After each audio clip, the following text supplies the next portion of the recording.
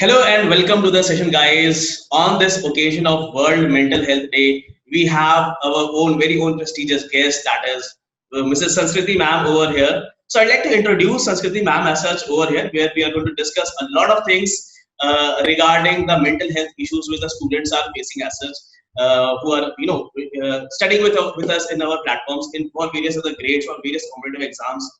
So, guys, Sanskriti ma'am is a licensed clinical psychologist with a decade of experience, and her areas of expertise include anxiety disorders, personality disorders, and a lot of relationship difficulties, which many of the students I believe so face करते होंगे अभी आजकल, right?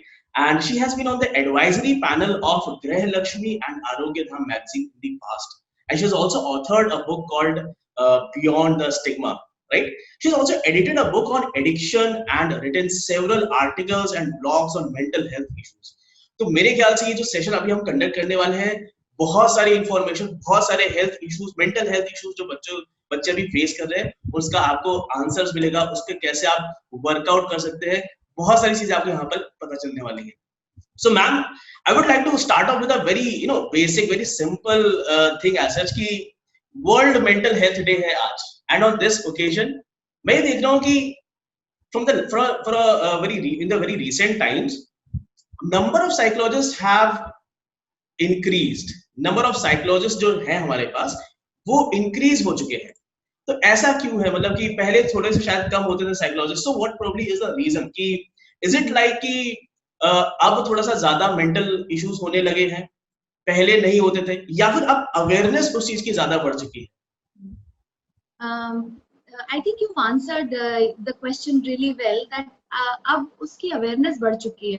Mental health issues हमेशा से ही रहे हैं, जैसे physical health issues हमेशा रहते हैं, उसका टाइम या सेंचुरी से कोई फर्क नहीं पड़ता. Similarly for mental health issues and psychologist, even तो आजकल हम बहुत सुन रहे हैं साइकोलॉजिस्ट के बारे में, साइकोलॉजिस्ट बढ़े हैं जैसे आपने कहा, लेकिन फिर भी mental health workforce is really short in terms of the need, the demand.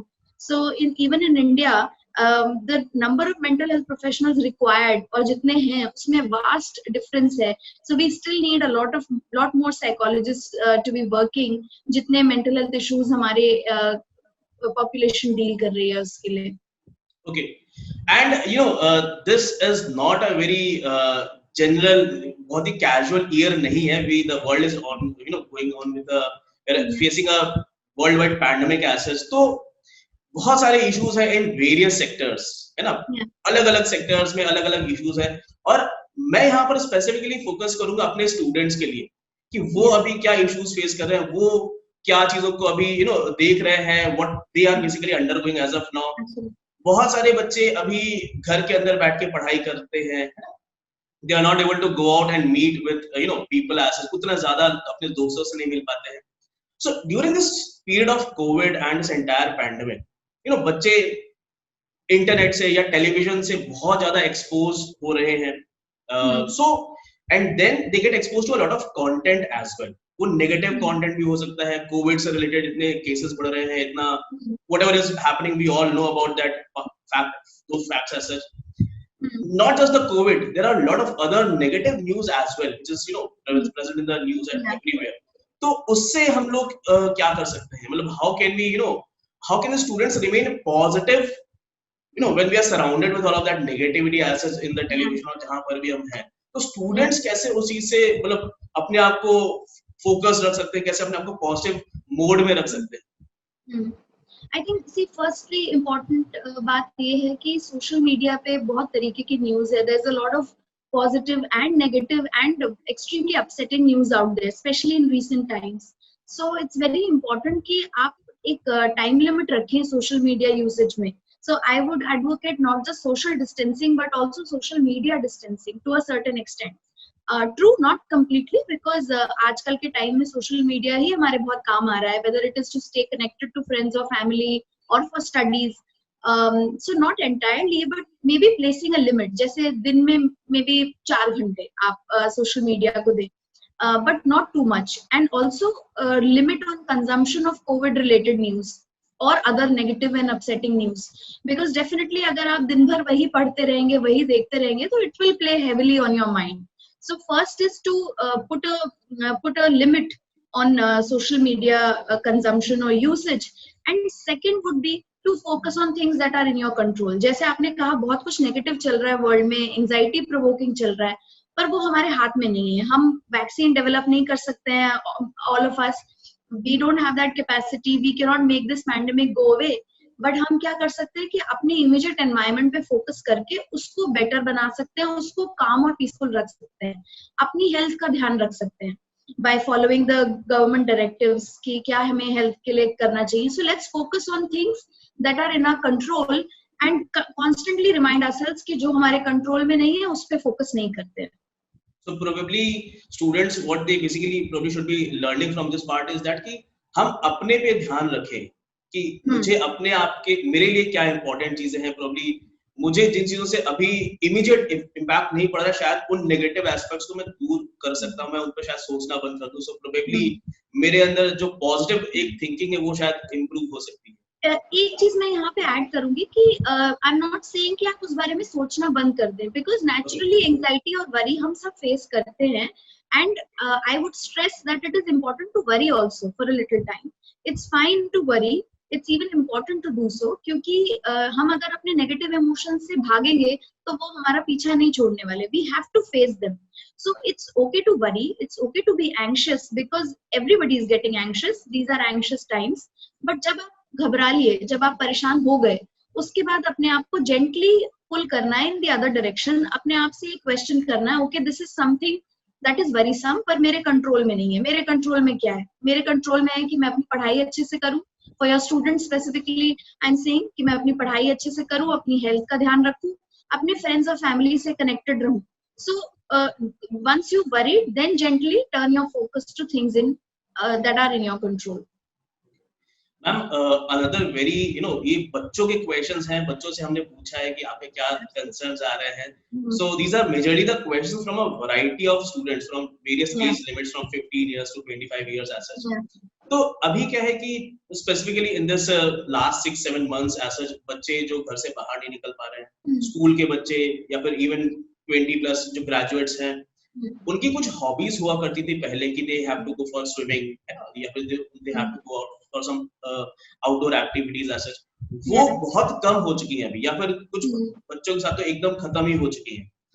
And वो जो टाइम बचता है बच्चों का, जो पहले शायद वो किसी आउटडोर एक्टिविटी में अपनी उसमें स्पेंड करते थे, किसी एक कंस्ट्रक्टिव काम के लिए वो स्पेंड करते थे, अपने दोस्तों से ही मिलने जा रहे हैं, ऑल ऑफ दैट थिंग, वो जो टाइम बच रहा है उसको ऑक्यूपाई कर लिया है with a lot of this social media, probably, right? So और ये बच्चों का ऐसा है, बच्चों का ऐसा ये प्रॉब्लम है और सभी का प्रॉब्लम है मेरे ख्याल से ये क्वेश्चन सिर्फ बच्चों के लिए नहीं, हमारे एडल्ट्स के लिए भी है, बिकॉज हम भी शायद बाहर नहीं जा पाते हैं. सो एक बहुत बेसिक क्वेश्चन ये है कि बच्चे बहुत ज्यादा डिस्ट्रैक्ट हो रहे हैं with this social media, right? जो टाइम वो अपना एक किसी आउटडोर एक्टिविटी में स्पेंड करते थे, वो अब उसमें स्पेंड नहीं हो रहा है, वो किसी ऐसी एक्टिविटी में स्पेंड हो रहा है जहां पर आप इंडोर है, किसी सोशल एक्टिविटी, सोशल मीडिया से आप जुड़े हुए हैं, टेलीग्राम हो गया, व्हाट्सएप हो गया, फेसबुक हो गया, बहुत सारी चीजें होती है, बच्चों के पास बहुत सारी चीजें होती है. तो उसकी वजह से उनका पढ़ाई से बहुत ज्यादा डिस्ट्रैक्शन हो जाता है. They are not able to focus कि अब मैं पढ़ाई कैसे कर सकता हूँ, and all of those things. Okay, तो क्वेश्चन मेरा यही सिंपल सा, बच्चों का यही सिंपल सा क्वेश्चन होता है कि कैसे मैं इन सारे डिस्ट्रैक्शन से हट सकूं और अपनी पढ़ाई पर ध्यान लगा सकूं. Okay, let me answer this in 2 parts. सबसे पहली चीज जो आपने कही कि हॉबीज, अब जो आउटडोर हॉबीज थी वो अब नहीं रही हैं, तो उसके लिए क्या किया जाए. This is actually very tragic for youngsters, क्योंकि इस एज में, टीनेज में जरूरी है to go out, to bond with friends. That is a developmental milestone for them. So it's actually sad that they're not able to do so, but let's look for supplemental or alternate options. जैसे अगर आपकी hobby outdoor swimming थी, you cannot do that, perhaps look for other exercise modes that you can do at home. तो आप कई तरीके के YouTube tutorials हैं, you can do yoga, you can take up some other form of dancing or any other exercise जो कि आपकी एक exercise को के लिए एक alternate hobby हो। सिमिलरली अगर आप डांसिंग सीखते थे या डांसिंग करते थे बाहर जाके, you can do that at home as well, और take up other options that are in art. So maybe try other hobbies like art and painting or gardening or cooking for that matter, and you never know कब क्या click कर जाए, कब एक नई hobby आपको पसंद आ जाए. तो पहला तो ये कि maybe experiment on other things, on other hobbies. शायद उससे आप अपने कंफर्ट जोन से बाहर भी निकले और कुछ ऐसी स्किल्स आपके अंदर आपको पता चले जो you did not know you had till now. Probably Second part, some hidden skills, some hidden yes, talents. absolutely. And when it comes to concentration, I know this is a very common question at this age, how to concentrate in studies. So how to concentrate is, I would say that firstly, अगर आपको लगता है आप बैठ के concentrate नहीं कर पा रहे हैं, तो आप उसको उस पढ़ने के जो बैठते हैं उस टाइम को थोड़ा सा आप रिड्यूस करके स्टार्ट करिए. We advise to take incremental steps. So I would say first let's study for 25 minutes or half an hour. And जैसे आपको लगता है आपका concentration break हो रहा है, आप distract हो रहे हो, तब आप 5 मिनट या 10 मिनट का break लीजिए. Just go around the house, have a drink of water, talk to someone, go outside in your balcony, perhaps have some fresh air. Just change of the physical environment, change of your taste buds. अगर आप कुछ खा P ले उस बीच, कुछ और देख ले, किसी और से बात कर ले, and then come back and sit down again. So breaks ले लेके पढ़े rather than expecting कि आप hours and hours के लिए concentration बढ़ा लेंगे. In fact, the more breaks you take, अब होता क्या है, स्टूडेंट्स जब पढ़ने बैठते हैं उन्हें लगता है इतनी पढ़ाई है, ब्रेक कैसे ले ले. बट जो आप 5 और 10 मिनट का ब्रेक लेंगे, उससे आपका कंसंट्रेशन और एफिशिएंसी पढ़ाई में improve होगी. So that will actually add on to your studies, not lessen it. And secondly, to improve concentration, try and keep your mobile phones aside while studying. Apps delete करना, कई बच्चे सोचते हैं हम सब ऐप डिलीट कर देते हैं तो शायद हम कंसंट्रेट कर पाएंगे, बट ये एक एक्सट्रीम सोल्यूशन है. एंड दिस आल्सो सजेस्ट कि आपका खुद पे कोई कंट्रोल नहीं है, तो हम ऐसा नहीं सजेस्ट करेंगे. हम कहेंगे आप खुद के लिए गोल बनाइए, मैं 20 मिनट्स पढ़ के फिर फोन देखूंगा, या 30 मिनट्स पढ़ के फिर फोन देखूंगी. So that means you are placing a limit on yourself, you are self disciplining, which is important to start at this age. So basically, students के लिए बहुत important चीज है कि देखिए concentration lose होना या focus lose होना, ये probably शायद सभी student के साथ होता है, ये हमारे साथ भी होता है, सभी के साथ होता है, because a lot of distractions. अभी social media का distraction है, और शायद 10 साल बाद किसी और चीज का distraction रहेगा, और 10 साल पहले शायद किसी और चीज के distraction रहते थे. So उसका एक simple सा solution जो यहाँ पर बच्चों के लिए मैम ने बताया है कि आप लोग ब्रेक्स लेके पढ़ाई करिए. जब भी ऐसा लग रहा है कि डिस्ट्रैक्शन हो रहा है, तो अपना जो the stretch for which you are sitting and studying might not be of 2 hours, it might be of just like 45 minutes. आप बस आधे घंटे के लिए, शायद आप सिर्फ 40 मिनट्स के लिए बैठ रहे हैं और फिर पढ़ रहे हैं, और फिर एक छोटा सा ब्रेक लिया, रिफ्रेश कर लिया खुद को, और फिर वापस आपके जुड़ गए. Thank you. यहाँ पे एक और चीज ऐड करूंगी, small thing, that I call this the 5 minute rule. That जब आपको लगे हम डिस्ट्रैक्ट हो रहे हैं, तो आप खुद को बोलिए okay 5 more minutes I'll go and then I'll take a break. And ऐसे आप देखेंगे कि धीरे धीरे आपकी कैपेसिटी एक बार में बैठने की बढ़ती जा रही है. सो 5 minutes करके you are actually stretching your concentration capacity. Ma'am ने जो बहुत अच्छा सा टिप दिया है हम लोगों को बच्चों, तो मुझे ऐसा लगता है कि शायद बहुत सारे बच्चे इसको इम्प्लीमेंट जरूर से करेंगे, और निराश मत होना कि आपसे आज से ही अगर इम्प्लीमेंट नहीं हो पा रहा है. हो सकता है कि इसके लिए आपको थोड़ा सा टाइम लगेगा, 1 week और 2 weeks हो सकते हैं. डेफिनेटली आप मेहनत करेंगे, कोशिश करेंगे, आप इस पे अच्छे तरीके से प्रयास करेंगे, तो डेफिनेटली ये चीज आप कर सकेंगे. So it's a very good tip ma'am. As such ma'am, और भी बच्चों के इश्यूज रहते हैं, very generic issues as such, की एग्जाम से पहले वो जो एंजाइटी होती है, जो एग्जाम के, जब 3 घंटे का एग्जाम में दे रहा हूँ, तो तब भी बच्चे कुछ तो ब्लैकआउट हो जाते हैं. मुझे लगता है, बच्चों को लगता है कि मैंने अभी तक जितनी साल भर प्रिपरेशन करी थी, वो शायद सब कुछ मैं भूलता जा रहा हूँ, फिर मैं भूलती जा रही हूँ.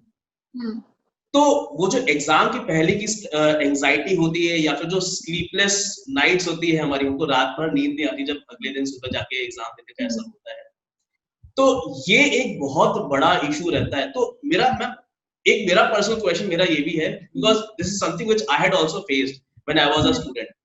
तो क्या ये जेनरिक होता है, क्या ये सभी के साथ होता है, फर्स्ट थिंग। एंड अगर ऐसा होता है, if it is a very common thing, तो इससे हम क्या करें कि मतलब we can overcome with this part and cope up with this part, ताकि हमारा एग्जाम अच्छा जाए। सी फर्स्टली जैसे आपने कहा कि कॉमन तो है, ये नहीं कह सकते कि सबके साथ होता है, बिकॉज हर किसी के एंजाइटी के एरियाज अलग अलग होते हैं. somebody is anxious about their looks, somebody is anxious about their health, somebody is anxious about exams. So not everyone, but yes, a lot of people deal with exam anxiety. अब normally हम anxious situations में जो suggest करते हैं कि उस situation को आप बार बार खुद को एक्सपोज करें, बट एग्जाम तो हम खुद से नहीं कर सकते जो हम बार बार एक्सपोज करें कि हम और एग्जाम्स से अपीयर करें. So what we can do is a few things. Firstly sleep की बात करते हैं. स्लीप में प्रॉब्लम क्यों होती है? क्योंकि हम सोचते हैं कि अब इतने ही घंटे रह गए हैं उठने के, जल्दी से सो जाते हैं, right? And sleep is a natural thing. Whenever you will try to sleep कि अब सोना जरूरी है मेरे लिए, तो नींद नहीं आएगी, right? So I would suggest कि ऐसे टाइम में आप फोकस करिए कि आप आराम से बेड पे लेट जाएं जब भी आपका सोने का टाइम है. Dress comfortably, minimum distractions around you, और focus on just relaxing your body. उसके बाद अगर आपको नींद आएगी तो ठीक है, नहीं आएगी तो ठीक है. नॉर्मली जब आप ऐसी अप्रोच लेंगे तो नींद आ ही जाएगी, बिकॉज नींद कोशिश से नहीं आती है. You fall asleep when you're relaxed. When you try to sleep, you'll never be relaxed, so you'll never be able to sleep, right? So focus on just relaxing your body. और उसके लिए हम हेल्प कर सकते हैं. maybe think about अगर आप कहीं कोई वेकेशन पे गए थे जहाँ पे आपको बहुत सुंदर सीनरी दिखी थी, try to reimagine that scenery. So think of positive memories that can be relaxing. Think of being on a beach and try to think about how the sand is feeling under your feet. Water की कैसे splashing noise आ रही है, आवाज आ रही है, birds chirping, sunset. So focusing all 5 senses on a positive image that can help you relax and put you to sleep. ऐसे YouTube पे बहुत सारे रिलैक्सिंग ऑडियोज हैं और गाइडेड, इसको हम बोलते हैं गाइडेड मेडिटेशन. तो ये आपको 5 मिनट्स 10 मिनट्स और more, you will find it on YouTube. So you can put that in the background and that can help you sleep, that can help you relax. So for sleep I'd suggest focus on relaxation, positive memories and imagery to help you relax. Now second, about the exam anxiety. एक कई लोगों को exam time में panic attack आने लगता है. Panic attack में क्या होता है? इंटेंस पीरियड ऑफ एंजाइटी, जिसमें आपको 1 मिनट से लेके 5 मिनट तक इंटेंस एंजाइटी होती है. उसमें सांस फूलने लगती है, कई लोगों को दिल की धड़कन बढ़ जाती है, चेस्ट में प्रेशर फील होता है, and you feel like you are going to go crazy और you are going to collapse और something will happen to you. Yes. But it is important to remember that that is like a wave. So जैसे wave ऊपर जाके नीचे आती है, ऐसे ही panic attack भी ऊपर जाके अपने आप नीचे आता है. Our body and mind are built that way. So it's okay to get a panic attack. Don't panic about that panic attack later. Right? जो secondary panic है कि ये क्यों हुआ, वो मत करिए. Let it pass. And after it passes, get back to your studies. And even during, कुछ भी एक्स्ट्रा या करने को हम नहीं बोलते. मैं आपको कुछ भी नहीं कहूंगी कि उस टाइम पे आप पानी पीजिए या दवाई खाइए या बाहर खुली हवा में चले जाइए. Do nothing, just do whatever you been doing and you allow it to pass, and gradually it will pass and you will be okay. But again if you are facing, I am sorry to interrupt you there, but अगर आपको ये persistently ये problem हो रही है, then you must go and visit a psychologist. That's great. That's great. बहुत सारे बच्चों के साथ ऐसा होता है, प्रॉब्लम उनको समझ में आ रहा है कि इट्स अ कॉमन थिंग और इस पे आपको उतना स्ट्रेस नहीं लेना चाहिए. मैम, मैं खुद भी जब मैं क्लास, मुझे अभी ये इंसिडेंस याद आया जब मैं क्लास 10th में था, बहुत पहले. तो जब मैं पहली बार बोर्ड्स का एग्जाम देने गया था, पहला मेरा 10th बोर्ड का एग्जाम था सोशल स्टडीज का. तो सोशल स्टडीज बहुत बड़ा सब्जेक्ट हुआ करता था, उसमें बहुत सारा कंटेंट होता था जो कि हमको याद में रखना होता था. तो जब मैं जा रहा था एग्जामिनेशन सेंटर पे, तो ऐसा लगा कि सब कुछ मैं भूलता जा रहा हूँ. और फिर मैं देख रहा हूँ कि वहाँ पे मेरे आसपास सारे दोस्त, सारे मेरे क्लासमेट्स पढ़ाई कर रहे हैं, बुक से पढ़ रहे हैं और एकदम रिलैक्स्ड है. तो हो सकता है कि वो भी किसी स्ट्रेस में हो, राइट? हमारे दोस्त जो भी हमारे साथ हैं वो भी हो सकता है किसी स्ट्रेस में, हमको नहीं दिख रहा है. तो ऐसा होता है कि भाई बहुत बार कि हमको लगता है कि सिर्फ शायद हमारे साथ ही इतना ज्यादा स्ट्रेस है या फिर हमारे साथ इतनी ज्यादा प्रॉब्लम्स है. तो ऐसा नहीं होता है बच्चों, सभी. और ये एक वो चीज होती है जिसका हम लोग बाद में, अब मैं उसको एंजॉय करता हूँ उस चीज को, कि अच्छा मेरे साथ ये वो एक बहुत अच्छी लर्निंग के रूप में मैं उसको लेता हूँ. So that's good thing ma'am, आपने जो बताया. एक और मैम बहुत बहुत बहुत बहुत क्रूशल सब प्रॉब्लम है यहाँ पर सभी बच्चों का कि बहुत सारे बच्चे यहाँ पर कॉम्पिटिटिव एग्जाम्स की तैयारी करते हैं और उनका फर्स्ट अटेम्प्ट में नहीं निकलता है, प्रोबब्ली सेकंड में भी नहीं निकला या फिर थर्ड में भी कभी नहीं निकला, या फिर आप किसी कॉम्पिटिटिव एग्जाम की तैयारी कर रहे हैं, let's say in school standard as well, तो आपके प्री बोर्ड्स हो रहे हैं, कुछ भी एग्जाम्स हो रहे हैं, स्कूल एग्जाम्स वगैरह हो रहे हैं, आपने बहुत अच्छे से प्रिपरेशन करी और फिर रिजल्ट नहीं आता है मैम, तो ये एक बहुत बड़ा इशू है। और फिर due to all of these multiple failures फिर बहुत ज्यादा डिमोटिवेशन होने लगता है बच्चों को, बिकॉज सोसाइटी का प्रेशर अलग होता है, the pressure of scoring well and competing in this world as such, तो अलग अलग तरह के प्रेशर्स होते हैं, सोसाइटी का प्रेशर, फैमिली का प्रेशर, सिबलिंग्स का प्रेशर, हर तरह के बहुत सारे प्रेशर्स रहते हैं कि you need to perform well and come up with some flying colors। तो प्रॉब्लम ये है कि इस पार्ट से कि सभी बच्चे तो एग्जाम को क्लियर कर नहीं पाते हैं। इंडिया में बहुत सारे लाखों बच्चे कॉम्पिटिटिव एग्जाम्स की तैयारी करते हैं और कुछ का सिलेक्शन हो जाता है, कुछ का नहीं हो पाता है। तो स्पेसिफिकली फॉर दो स्टूडेंट्स जिनका नहीं निकला, कोई competitive exam let's say clear नहीं हुआ, बहुत सारे मल्टीपल फेलियर्स हो गए, तो वो जिस माइंडसेट में चले जाते हैं, एक नेगेटिव माइंडसेट, डिमोटिवेटिंग माइंडसेट, उससे कैसे वो कोप अप करें और कैसे वो फिर आगे बढ़े, that's my next question. Yeah, that's a very relevant question क्योंकि बहुत लोग ये फेस करते हैं, यंगस्टर्स भी और अडल्ट्स भी कई बार मल्टीपल फेलियर्स से हम सभी डिजेक्टेड फील करते हैं। तो सबसे पहले, जैसे मैंने पहले भी कहा था, that it's okay to feel upset, it's only natural. अगर आप फेलियर्स एनकाउंटर करते हैं तो अपसेट होना नेचुरल सी बात है, और वो उन फीलिंग्स को सही वे में प्रोसेस करना, गो थ्रू करना, वो भी जरूरी है। तो you talk to your friends about it, या फैमिली जिससे भी कंफर्टेबल है, पहले तो उनसे उस बारे में बात करें, वेंट आउट योर इमोशंस, अपने आप को एक्सप्रेस करें। अगर आप वर्ड्स में एक्सप्रेस नहीं कर पाते बोल के, तो मे बी स्टार्ट जर्नलिंग। आप एक डायरी मेंटेन करिए, उसमें लिखिए अपने इमोशंस। लिखने में कंफर्टेबल नहीं है तो do audio journaling, record in your phone. सबके फोन में आजकल वॉइस रिकॉर्डर ऑप्शन है।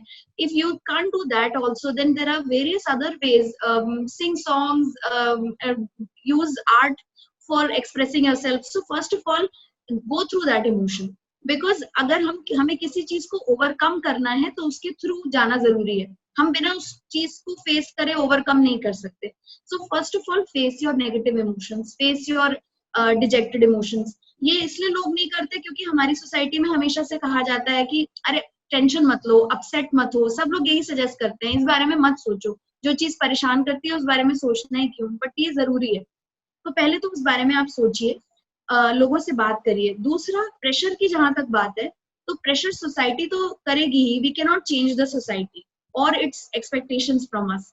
बट अगर हम खुद अपनी एक्सपेक्टेशंस को, या जो प्रेशर हमारी तरफ से हमारे लिए आ रहा है, उसको अगर चेक में रखेंगे, तो सोसाइटी कुछ भी कहे, हम पे मिनिमल इफेक्ट आएगा। ये नहीं कि बिल्कुल नहीं कह सकते, बट मिनिमल इफेक्ट आएगा। So you check your expectations and again, जो हम कंट्रोल की बात कर रहे हैं, हमें खुद को रिमाइंड कराना है बार बार कि पास्ट में जो एग्जाम हो गए जिसमें फेलियर हुआ, उनको तो हम जाके चेंज नहीं कर सकते। We can not change the result now, we can be sad about it, but we cannot change the result now. So every time you feel sad कि अरे यार इतनी कोशिश करी फिर भी मैं failures encounter करे, give yourself 15 minutes to be sad about it. After 15 minutes, remind yourselves, okay, but can I go back and change it? No, I cannot. What is it that I should focus on right now? Performing well in the current exam. तो अब मैं कोशिश करता हूँ कि उस चीज से ध्यान हटा के अभी पढ़ने में ध्यान लगाऊं ताकि आगे रिजल्ट अच्छा। So always focusing on things that you can control, जो present में चल रही हैं, that helps you feel more in control, more empowered, and less upset and frustrated. Okay, that's great. So it's a simple thing. Probably ma'am, जो आपने starting में एक चीज बताया कि many of the times, ये बहुत सारे बच्चों का concern मैं अभी सुनता हूँ, बच्चों ने बताया भी है कि that they are not able to express themselves. उनको लगता नहीं है कि यार मेरा ये जो personal problem है, I'm undergoing with some mental issue or something like that, वो share नहीं कर पाते हैं किसी के भी साथ। ना उनको लगता नहीं है कि वो उस पर्टिकुलर अपने इशू को अपने पेरेंट्स के साथ या फिर अपने ब्रदर सिस्टर के साथ शेयर कर सकते। बहुत सारे बच्चों को ऐसा लगता है। So my point over here is कि इज इट इस सिचुएशन में वो बच्चों को क्या करना चाहिए? मतलब इज इट फाइन, उनको ऐसा क्या उनको गलत लग रहा है कि वो अपने पेरेंट्स के साथ इन चीजों को शेयर ना करें, क्या उनको अपने पेरेंट्स के साथ शेयर करना चाहिए? या फिर इसका ऑल्टरनेटिव जो आपने ऑलरेडी बता दिया कि you can start writing down all of whatever is going in your head, और probably you can audio record that part. तो इस चीज पे उनको क्या करना चाहिए जहां पर वो अपनी चीज को शेयर नहीं कर पा रहे हैं? हम सब बच्चों को एक ब्लैंकेट एडवाइस नहीं दे सकते that you need to share with your parents, because ये पेरेंट्स की भी रिस्पॉन्सिबिलिटी है कि जब बच्चे कोई नेगेटिव इमोशन शेयर करें तो उसको खुले दिमाग से सुने और उसको फीलिंग्स को वैलिडेट करें. So a lot of times when parents maybe shame or embarrass, obviously unintentionally, but end up shaming or embarrassing the child, जब वो ऐसे कोई बात शेयर करते हैं तो बच्चे अपने आप धीरे धीरे क्लोज ऑफ होने लगते हैं. तो हम सिंपली बच्चों को ये नहीं कह सकते that you start sharing with your parents, but true, you can try and test the waters a little. So maybe आप कोई एक बात या अपनी बात को थोड़ा सा मेलो करके आप शेयर करके देखें. If you get a good response, share more. So with parents you can try that कि आपने थोड़ी सी अपनी बात शेयर करी, आपको अच्छा लगा, अगर if you feel relieved then you go ahead and share more. Otherwise friends are there for a reason, and for children of a young age friends are extremely important. So share with your friends more often than not. जैसे आपने example दिया कि हमें लगता है हम ही go through कर रहे हैं, but हम देखते हैं सब everybody is going through that.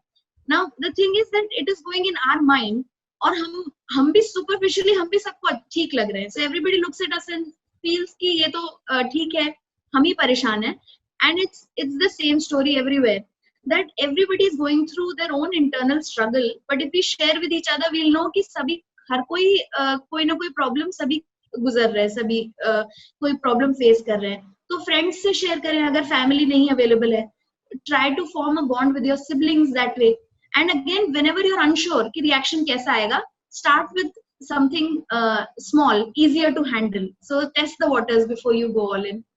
So step by step बच्चों से यही मतलब what we are understanding from here कि आप एक साथ, अगर आपको लगता है कि अपने पेरेंट्स से शेयर करने में कुछ प्रॉब्लम हो सकती है, they might not be able to understand the things, छोटी छोटी चीजें पहले शेयर करना स्टार्ट कर सकते हैं. अगर हमको लगता है कि हाँ parents are able to understand, या फिर not just parents, our family members, then gradually we can share more stuff as such. Yeah, that's great. Good point for every student as such over here. Ma'am, तो एक और important चीज है, we have discussed a lot of negative aspects as such as of now, but I believe there is another aspect of this part. There are a lot of students, there are a lot of people around us जिनको पता होता है कि हाँ सामने वाला बंदा, सामने वाला जो स्टूडेंट है, he is undergoing certain mental health issue. But हमको पता नहीं होता है कि हम उसके साथ कैसे बिहेव करें. How can we help that particular person by not harming that person, और उसको ज्यादा परेशान ना करते हुए ताकि उसकी प्रॉब्लम और एग्रेवेट ना हो जाए.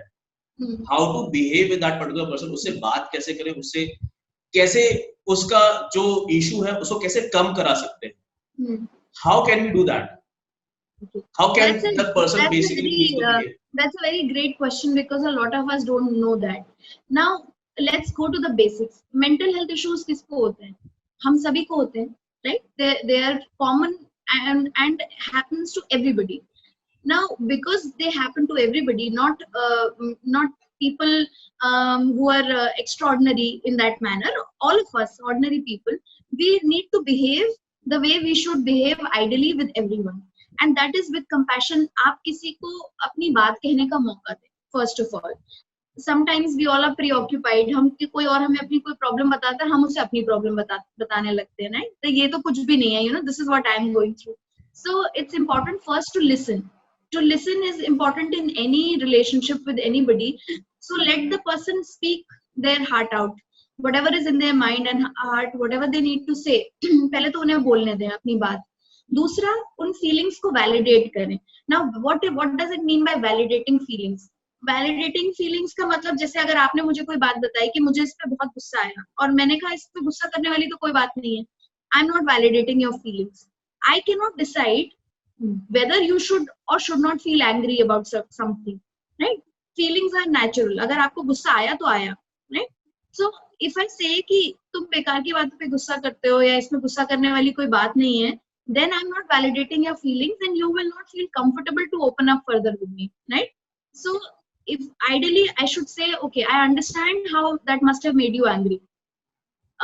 how do you feel now, or what did you do later on. So asking, first point is to listen, second is to validate feelings, third is to ask open ended questions. अब कैसा लग रहा है, तो तुमने क्या किया, how do you feel now, what do you think will happen in the future. Open ended questions, ताकि सामने वाले को और बात करने का मौका मिले, they get an opportunity to express themselves more, right? And then being compassionate, not giving them advice based on your point of view. Again, that happens very commonly in friendships and relationships. जो हमें सही लगता है वो हम दूसरे को बता देते हैं. But you should help the other person reach their own conclusion.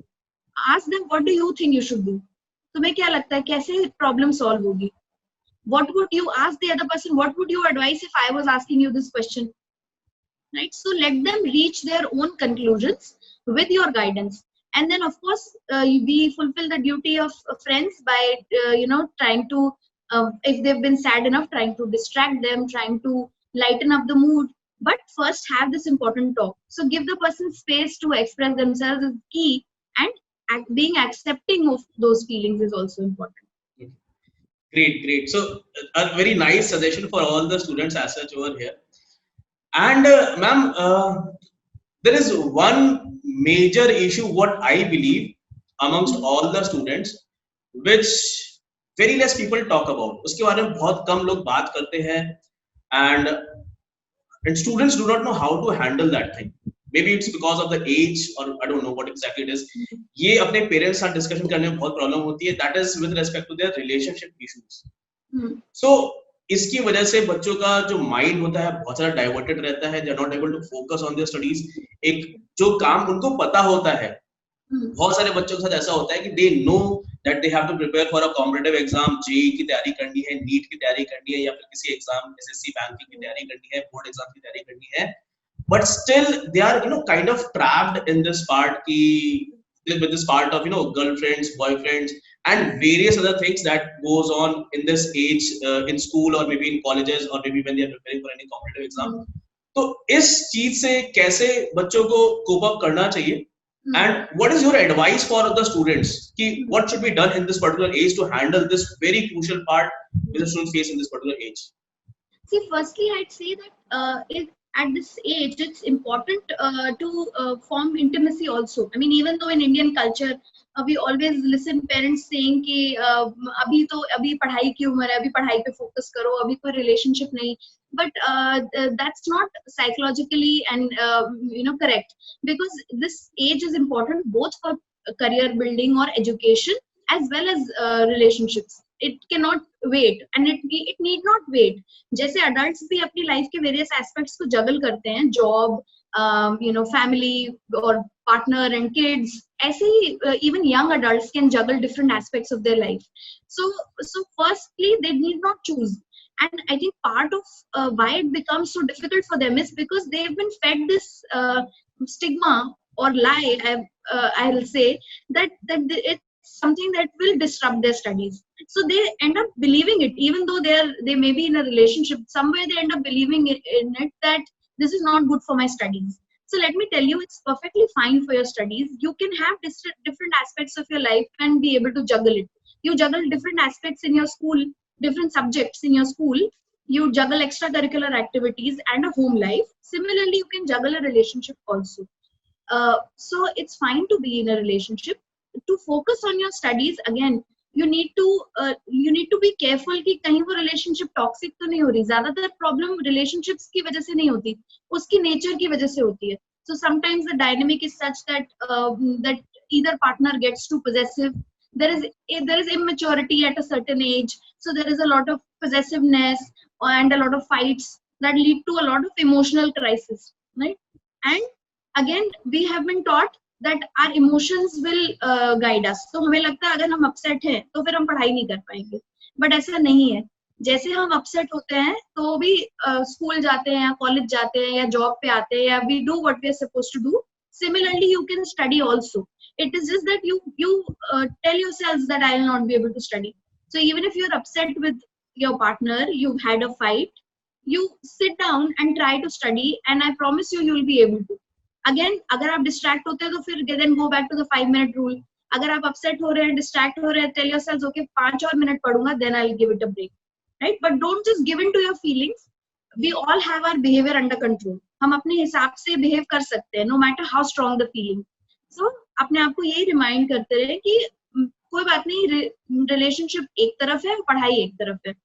It is called compartmentalising, right? अगर हमारी जॉब में टेंशन चल रही है तो उसका मतलब ये नहीं है हम घर में आके लड़ाई करेंगे. We compartmentalise, right? ऐसे ही अगर रिलेशनशिप में प्रॉब्लम चल रही है, doesn't mean you will not study. We need to sooner or later learn to compartmentalise aspects of life also.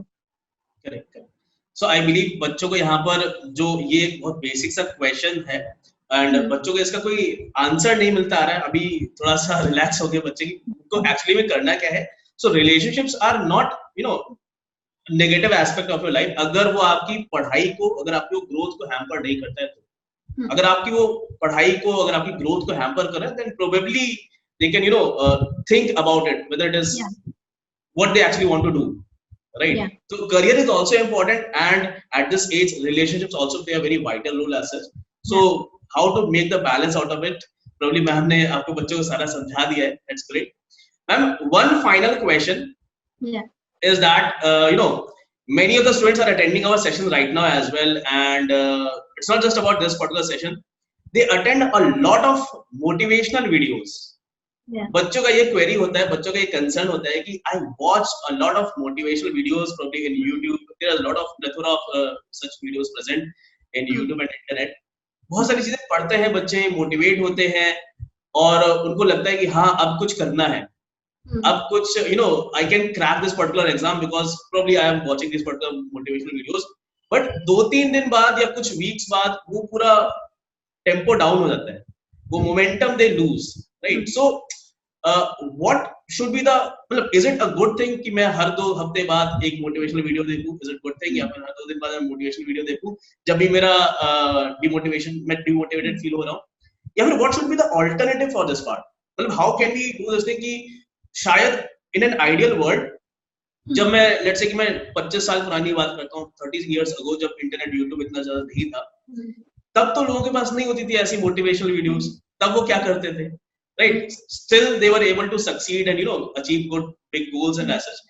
तब वो लोग कैसे करते थे handle, and probably that is something which our students can also do, right? So that's my question to you कि motivational videos जो है बच्चे देखते हैं, अच्छा लगता है, उसको implement करने की कोशिश करते हैं, it stays with them for a shorter duration like 1 or 2 days, but still उसके बाद फिर वो die out हो जाता है. तो ये कैसे handle करें बच्चे?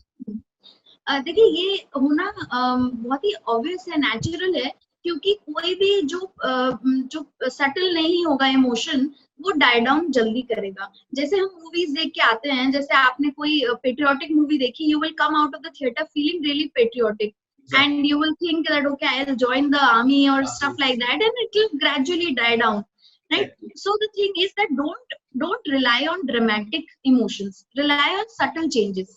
अब subtle changes कैसे होंगे? Here I will say a very debatable statement that motivation according to me is really overrated. Why? Because ये मैं बहुत students से मुझे personally भी in my sessions सुनने को मिलता है that हमें motivation नहीं आती, and I tell them that don't wait for motivation to come and then do something. I'll explain how. So what we suggest is that you start doing what you have to do mechanically, step by step, making small changes. जैसे अगर आपको पढ़ाई करनी है तो आप सोचते हैं मुझे मोटिवेशन नहीं आती कि मैं बैठ के 1 घंटा पढूं. That will never happen. You can watch all the motivational videos, they will last for 2 to 3 days, but it will not happen. How can it happen is if you decide to give 20 minutes of your day in study. Now a lot of people say 20 minutes से क्या होगा, मुझे तो 1 घंटा पढ़ना है, but अभी तो आप बिल्कुल नहीं पढ़ पा रहे हैं, तो let's start with 20 minutes. So start taking small steps and first focus on consistency. तो आप कोशिश करिए कि मैं consistently रोज 20 मिनट पढ़ लूं, चाहे मैं कितना भी बिजी हूँ, तबीयत खराब हो, कुछ भी हो, I make time just for 15 or 20 minutes every day. Once you are able to do that, gradually you'll see कि वो टाइम अपने आप बढ़ रहा है. वही 15-20 मिनट्स आपके हाफ एन आवर हो जाएंगे, फिर धीरे धीरे आप 40 मिनट्स उसको कर पाएंगे. And when you are able to do that for a long period of time, then that will give you motivation.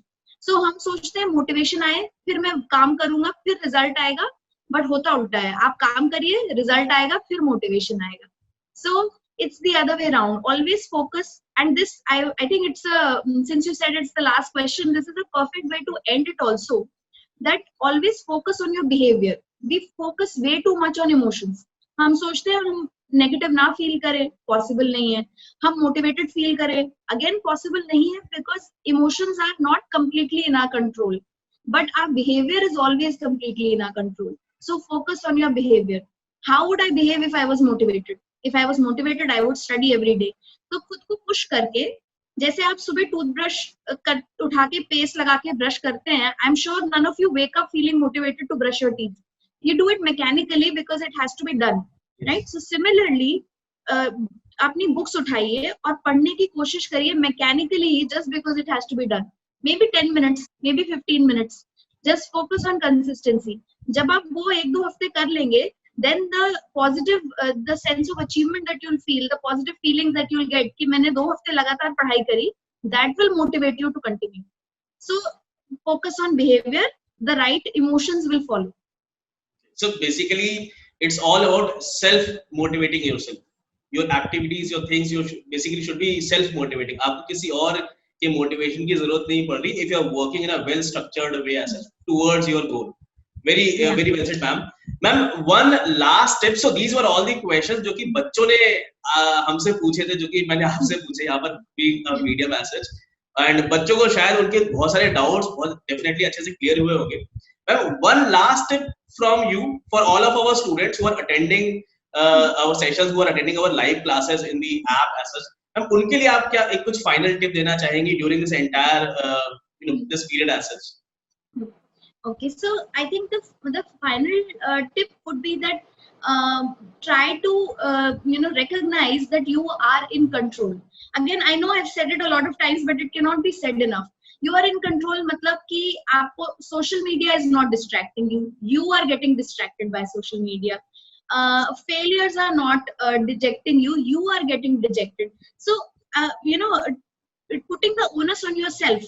Because you're now grown up enough कि अगर हम यही कहते रहेंगे टीचर मेरे साथ अनफेयर थी, मार्क्स मेरे खराब आए, क्वेश्चन पेपर डिफिकल्ट था, सोशल मीडिया पे न्यूज़ पता नहीं कैसी डालते हैं, you will keep feeling powerless because you're focusing on things that you cannot control. So start focusing on yourself and start doing stuff just out of like I said कि mechanically आप उसे करिए. Mechanically meaning भले ही emotion ना आए करने का, do it mechanically. हम लोग day in and day out कितनी चीजें मैकेनिकली करते हैं. आपको अपने टीचर पे अगर गुस्सा भी आएगा या किसी अडल्ट फिगर पे, अथॉरिटी फिगर पे घर में, तब भी आप गुस्सा नहीं निकालेंगे क्योंकि आपको पता है कि इस सिचुएशन में it is not suppose to be done, right? So we do control our emotions day in and day out and still behave normally. So focus on normal behaviour. know that you are in complete control. कई बार choices easy नहीं होती है, हमें 2 negative choices के बीच में choose करना होता है, दोनों जो ideal नहीं है, but still it's your choice. Still you are the one who's choosing. So focus on that sense of control and you'll feel better. You'll feel more empowered. So basically it's about thinking positive, right? You need to have a positive approach of everything despite having so much negativity all around us. It's very important to maintain ourselves positive as such during this phase of preparation. So thank you, ma'am, for giving us your time and sharing such beautiful thoughts and answering all the queries, the most generic queries asked by our students over here. Thank you, ma'am. Thanks a lot and giving us for your time on this occasion of this World Mental Health Day. Ma'am, I believe कि आपने जो भी बोला है बच्चे उसे definitely बहुत कुछ सीखेंगे. And it is definitely going to leave a good impact for all of our students in our platform who are attending the classes. And definitely एक हम अच्छी तरीके से बच्चे सारी पढ़ाई करेंगे. जो भी बच्चे डिमोटिवेटेड फील कर रहे हैं, शायद अभी भी उनको अगर कुछ ऐसा लग रहा है, so मैं उन सभी बच्चों के लिए बस ये बोलना चाहूंगा, बच्चों, you can definitely connect with all the teachers. आपको जो भी टीचर्स पढ़ाते हैं with the platform as such, आप उनके साथ डेफिनेटली कनेक्ट कर सकते हैं. उनके साथ अपनी जो भी कंसर्न्स हैं, जो भी इश्यूज हैं, जहां से भी आपको मिलते हैं options to connect with the teachers, maybe Telegram हो गया या फिर आपका जो ऐप में आपका डाउट सेक्शन होता है, जो भी कुछ भी जेनरिक इश्यूज होते हैं ना जो आप फेस कर रहे हैं, प्रोबेबली आप डेफिनेटली टीचर्स को बताइए, हमारे साथ शेयर करिए, और हम डेफिनेटली आपकी हेल्प के लिए प्रेजेंट है. So it's not just about today, even after today आपके आने वाले टाइम में कुछ भी इश्यूज फेस करते हैं आप, please feel free to reach us as such, right? So Thank thank you, you ma'am, Vibhu. Thank you. I had a wonderful time talking with you, and a lot of your insights also were really great. And I'm sure your students are lucky to have such wonderful mentors. Wishing everybody a very happy Mental Health Day. I hope everybody stays in the best of their mental health. Perfect, perfect. Thank you guys for attending the session.